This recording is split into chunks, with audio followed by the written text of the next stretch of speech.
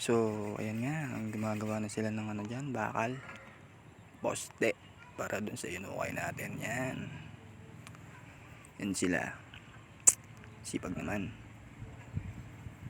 Ayan nga, oh. Hintay-hintay natin. And then, matatapos na din tayo. Konting tiyaga lang.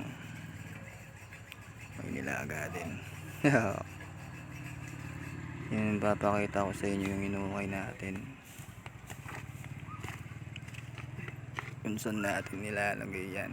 Ayan. Yan yung mga inukay.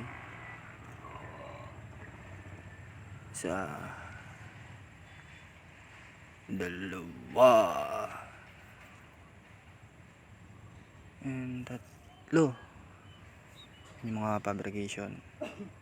Yan. Tapos ayun yung ginagawa. Napakalawak. Ayan siya. Ayan. Simula dun. Bakuran. Hanggang dun. So ayan siya. Hanggang dyan na lang.